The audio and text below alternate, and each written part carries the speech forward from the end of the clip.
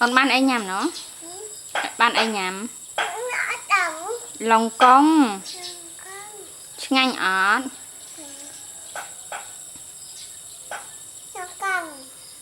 Chà, con bọ luôn ai mền. Khăm. Khăm dễ con. Bài hé con, bài nhắm á. Lòng cong nà tên ơi con.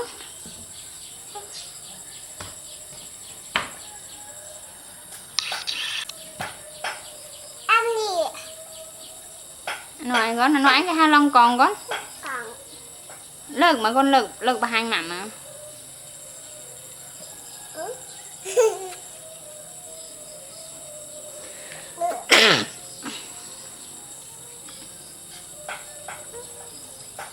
Wow.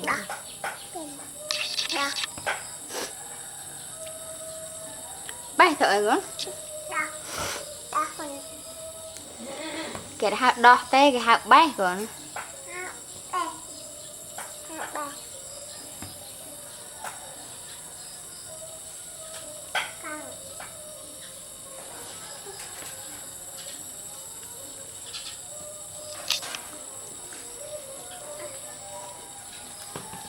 Nộp cho cục bạn.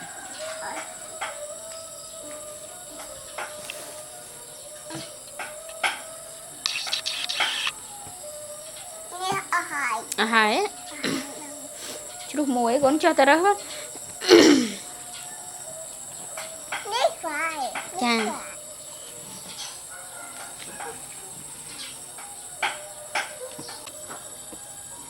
Con khá nhằm bà lòng còng.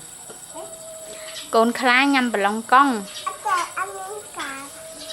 Con ấy chà. Con ôn chứ mọi ấy.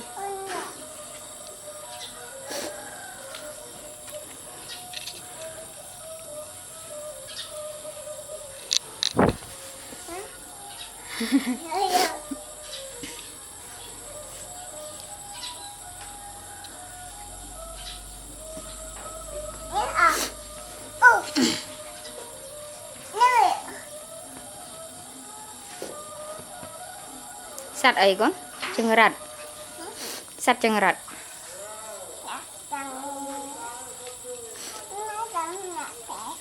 Chân rặt tầm mình con.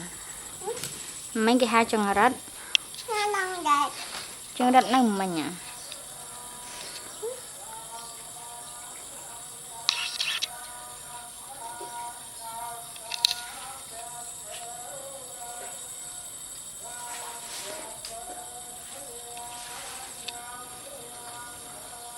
Con này bé ai như cái chanh đạn con. Như cái chanh đạn.